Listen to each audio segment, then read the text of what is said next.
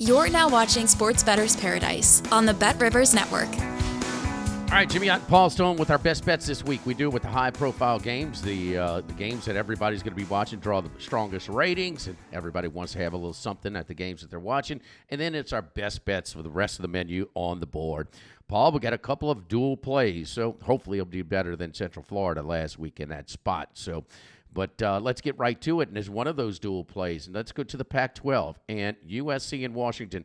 USC traveling up the Pacific Northwest to a traditional Pac-8, Pac-10 matchup, Pac-12. Now USC is a 2.5-point favorite, 55.5 over the Huskies. Both of these teams 4-4. Both teams had – that's where the similarities stop because the expectations were completely different for Lincoln Riley in year 3 and then Fish in year 1 in Seattle, where nobody in a Power 5 team, a Power 5 league, had or Power 4 had more turnover in personnel, coaching, and everything else than the Washington Huskies. Paul, we're both on the Washington Huskies. I'll let you start first. Yeah, I'll tell you, nothing says Big Ten football, Jimmy, like Southern Cal traveling up to the Pacific Northwest to take on the University of Washington at Husky Stadium, nestled above Union Bay there on Lake Washington.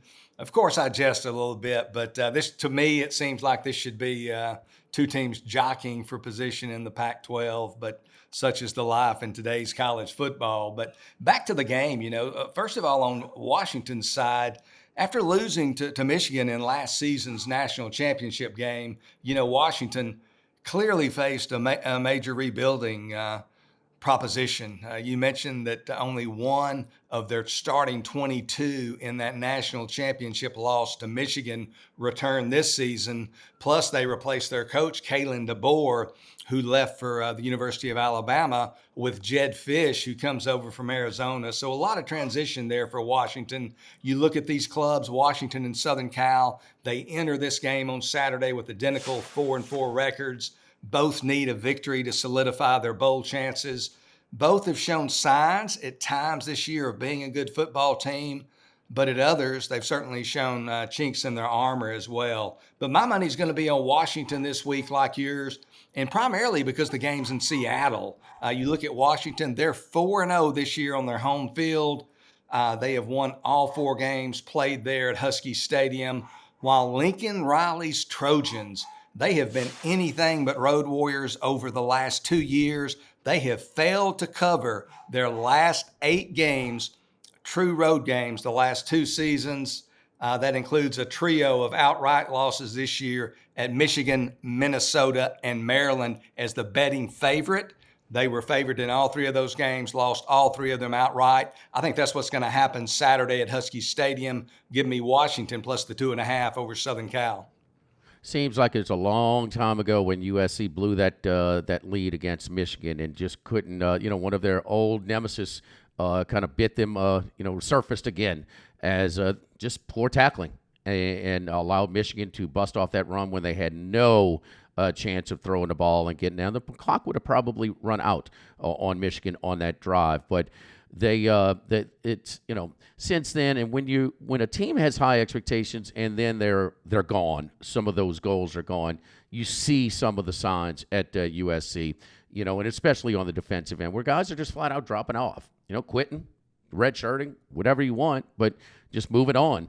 And you lose those guys. You lose enough guys to injury alone. The other thing is Washington. I was fine with them. They had some big plays go against them. They actually outgained Indiana in that Saturday game. And we know Indiana at that place especially is very, very tough to beat, being 8-0 straight up and against the spread. But Washington also outgained Rutgers at the Friday night Big Ten game earlier this year. So those 2 games are at home. Paul already mentioned that they're at home here. To me, this is a pick-'em game on a neutral. So you're going to give me points at home? I mean, I think this line is off for about, 5.5, maybe even 6 points on this if you want to give Washington 3.5 for home field advantage. So both Paul and I on Washington. And I guess part of it is, too, that you still, no matter some of these story programs still carry a little bit of branding. And so USC, I think, just on reputation alone here and expectations, give us both the Washington Huskies plus the 2.5. Hey, earn a chance at $10,000 in bonus money with the Bet Rivers prop packs. Place NBA same-game parlays to collect player card prop packs and earn rewards. You win based on how your player performs. Log into BetRivers.com or the BetRivers app to place your bet and get your pack right now at Bet Rivers. Let's go to another one of yours, Paul, and we're looking at Clemson minus 10.5 and 63 at home against Louisville. They have been a covering machine. Klubnik has been really good, but it's been up against a lot of weaker teams. Louisville was supposed to be good, but they just haven't done a whole lot. Even the one win and cover that they had against Georgia Tech, man, that was a fluke cover. I mean, Georgia Tech is covering. They're attempting a field goal to draw even closer and a block, scoop, and score, and that's the final score for them to cover. They were outgained in that game at home against Georgia Tech. So Louisville they just are not as good. We saw one this week with Liberty, and we talked about Liberty in the preseason. They're just not as good as what they were supposed to be this year. And I think that's just the case. What's your reasoning for taking Clemson minus double digits here at home? First of all, Clemson, obviously, they began the year with a big thud. Lost to Georgia, 34-3 there in the neutral site game in Atlanta. But since then, Clemson, 6 straight victories. They've won those games by an average of 27.3 points per game. All their victories by double digits. In fact, their closest game since losing to Georgia, a 16-point victory at Florida State the first Saturday in October. Clemson, the offense has been very good behind Klubnik. They've scored 40 or more points in 5 of their last 6 games, ranking the top 5 nationally in both scoring offense and total offense. They average 42 points a game, a little over 490 yards per game. So they are very prolific offensively after they have taken a downturn in offense the past couple of seasons, but they seem to have regained their offensive magic, so to speak. And much is due to the play of former 5-star recruit Cade Klubnik, as we mentioned. He was a guy who in his debut season last year as a starter, kind of up and down, probably at least mildly disappointing for most Clemson fans. But he's really prospered in his second season as Clemson's starting quarterback. He's thrown for 1,836 yards, average of 8.4 yards per attempt, 20 touchdowns against just 3 interceptions, so a very good ratio there. You talked about Louisville, and it's been mostly, they're 5-3, but it's been mostly uninspiring. You mentioned the victory over Georgia Tech, which could have gone the other way. I think it's fair to say they've been a mild disappointment, and they failed to cover now 5 straight games. So they have 5 straight non-covers. They're 0-3 against the spread on the road this season, and that includes a 7-point loss at Notre Dame, a game that closed at 6.5. Another thing I really like in this game that I think comes into our handicapping puzzle this time of the year, Louisville playing for the 7th straight week, Clemson off a bye. So Louisville playing for the 7th straight week as those bumps and bruises start to accumulate. They're going to be down 2 receivers. Their quarterback, Tyler Shuff, can be a little bit shaky in the turnover department. Clemson gets a bye, so they're a little bit refreshed. I think Clemson wins this game by 11 or more. I like Clemson over Louisville Saturday in Death Valley.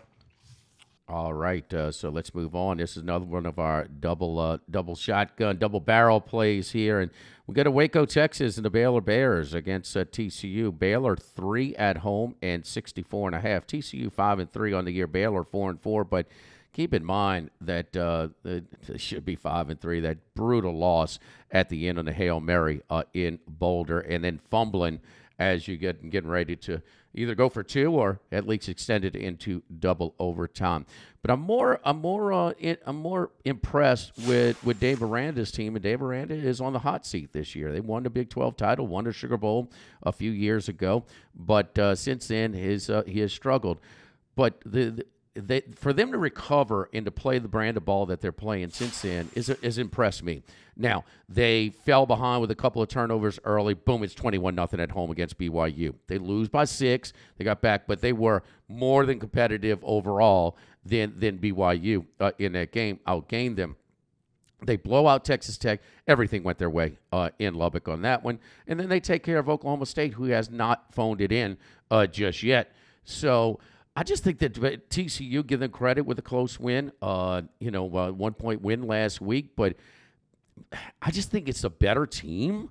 I think it's a more talented team. I think they're at home, and I think they're playing a little bit better as well. And again, the biggest thing is how they recovered, where that could have that's tough to keep things together, especially in this era where it's so quick and the grass is always greener and you can jump at any point. I'm impressed with the Baylor Bears and how they've rebounded since that brutal loss in Boulder. Baylor -3, I think it's a short number. I think it should be closer to a touchdown.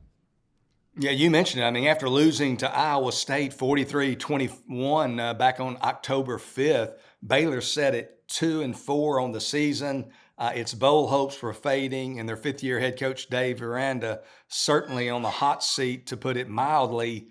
Certainly, to be clear, even after 2 straight wins, Aranda still likely coaching for his job basically each and every week. He's one of the true good guys in college football. Hope he can have a good finish to the season and keep his job there in Waco. But the Bears, they certainly, these last couple of games, have created some level of reason for optimism with their play, especially on offense. They've got these back-to-back Big 12 victories. First of all, 59-35 2 weeks ago at Texas Tech, and then this past weekend at home, defeating Oklahoma State 38-28. And again, that offense, the last 2 games, they've scored a total of 97 points. They've gained almost 1,100 yards, 1,096 yards, averaging 9 yards a play. They've run the ball really well, rushed for a total of 600 yards in those last 2 games, 8.6 yards per carry. So they're really playing good offense right now. Their quarterback, Sawyer Robertson, who started the season as DeQuan Finn's backup, has played well the last couple of games as well. He's thrown for almost 500 yards in those last 2 games, averaging 9.7 yards per attempt, 8 touchdowns against 1 interception. So he's been really efficient offensively with the football the last couple of games. It's part of my handicapping process, and this really, it can be a little bit dicey weather, but it's part of my handicapping equation. I always look at the weather, and I think the potential for less than ideal weather favors Baylor on Saturday. The current forecast in Waco calls for a 40% chance of rain, so a little bit less than 50-50, but perhaps more importantly, winds of 10 to 20 miles per hour. TCU, they throw the ball 60% of their offensive plays. Baylor only 48. Wind and inclement weather tends to force teams to run the football more. It certainly impacts negatively the passing game more often than not. In Baylor, they run the football better. They average 178 yards a game on the ground, 5.2 yards per carry. And then TCU, meanwhile, only 99 yards rushing per game, only 3.5 yards per carry. So Baylor averages more than 1.5 yards more per rush than TCU. Plus, Baylor is better at defending the run by 0.5 yard than TCU. So you add it all up, and just the way that Baylor's playing right now, they're gaining some momentum. Sawyer Robertson getting better and better as he gains experience. I like Baylor -3 over TCU Saturday in Waco. Yeah, to your point on Saturday's game, when Ollie Gordon from Oklahoma State fumbled at the 1 yard line, I mean, Baylor just ran it right up the gut. Big 35, ran it for about 45 yards, another 40. 3 plays later, bam, it's in the end zone. I mean, it was impressive, and they really, really had a lot of success rushing the football between the tackles against Oklahoma State in that 10-point win on Saturday. Over at Bet Rivers, players can play same-game parlays on college football and NFL games to earn squares. Our exclusive Squares game offers additional chances at profit boosts, bonus bets, and a lot of $10,000 jackpots. Visit BetRivers.com or the BetRivers app for more details. Let's go to one of my picks here, Paul, as we move on and go back where, it's tough to say with that Navy-Notre Dame game because right from the jump, I can tell Notre Dame was bigger, they were stronger, and they were faster. So, maybe a penalty here to get them behind the sticks. It was going to be really tough for Navy's defense. And it would have to be executed at a high level. Well, it was an execution disaster. for Navy. I mean, the plays that they run over and over, that little speed pitch sweep, boom, fumble there, riding a dive, man, fumble there. I mean, it was just, they could not have played any worse. This is an outlier. This is not consistent. They lost one fumble all year. They lost 4 on Saturday to Notre Dame. So what you get when you play an uphill, talent-wise overall, well, you get a blowout. What they have, I think they bounce back in a big way. They're more at their class. Not that they say if they play as they normally do, it certainly would have been a better game. Can they compete? Can they beat Notre Dame? I don't know. It would be they would need some breaks. But they're back at their level. They go to Houston to take on Rice. This line has actually dipped a little bit from 11.5 to 10.5. I'm looking, and if you don't, hey, Liz, a little adversity ain't gonna break these guys. That's for sure. So I think Navy gonna come back and do their thing in a big way, with a little bit of extra juice at Rice. I got Navy minus 10.5, Paul. Yeah, I mean, certainly for me, it would be Navy or nothing. Rice, their coach, Mike Bloomgren, was fired this past weekend, so they're with the interim coach now. Navy, for me, kind of keeping me maybe off the midshipmen is just difficult to know how they're going to respond to losing a game that they put so much emphasis on, and if they would have won, the possibility of the 12-team playoff would have remained. So you have to wonder about that. But as you mentioned, if anybody can handle the ups and downs of a college football season, certainly it's going to be the Navy midshipmen. So like you said, they're punching more at their weight class here. They've dominated teams at Rice's level all year. So again, Navy or nothing from my perspective. All right, let's get our last pick of the day. It's on you, Paul, and we go down to San Antonio. Memphis Tigers on the road here, 7 and 61.5. Yeah, this American Athletic Conference contest between Memphis and Texas San Antonio Saturday at the Alamo Dome certainly projects to have a lot of offensive plays, so potentially a lot of points. That's what I'm looking at here, the over 61.5. First of all, UTSA averages 84 plays a game, which is the most in the entire FBS. Memphis ranks 7th in offensive plays, just a shade under 76 plays per game. So we're going to see a lot of plays. More than likely, both teams throw the ball approximately 55% of their offensive plays, which obviously is tied into how many offensive plays they have each game. UTSA, they were picked to finish 2nd in the preseason media poll by the AAC media. It's obviously been an exceptionally disappointing year for Jeff Traylor and the Roadrunners. They are 3-5 on the season. They are in danger of not qualifying for a bowl game for the first time since 2019. And most of their struggles, almost all of their struggles, have been on the defensive side of the ball. They just hadn't been able to stop anyone. They rank 120th nationally in scoring defense at 35.7 points per game allowed. Their opponents are scoring 11 points a game more than their seasonal average against UTSA. Tulsa this past week came back from a 24-point halftime deficit at home to defeat UTSA 46-45. Tulsa, prior to last Saturday, had really been offensively challenged. Before playing UTSA, in their previous 6 games, Tulsa had only averaged 15.6 points per game. So not even 16 points a game, their previous 6 on average. In the second half alone against UTSA, they scored 39 points, 333 yards. They moved the ball at will. And again, an offensively challenged Golden Hurricane offense for almost all the year. UTSA, though, they can still play a little offense. Their last 2 games against Florida Atlantic and Tulsa this past weekend, their quarterback Owen McCowan, the son of former NFL quarterback Josh McCown, he's thrown for a total of 774 yards. That includes a school record 434 yards this past weekend in that loss to Tulsa. I think there's going to be, I like to say the 3 Ps when I'm looking at an over. Lots of points, lots of passes, and lots of plays. I like this game to go over 61.5 Saturday at the Alamo Bowl. At the Alamo Dome. Lots of points there. 35-7 at half. Texas San Antonio at Tulsa. And Tulsa was only 2-5 at the time. They improved to 3-5. So Wow. That's a brutal one.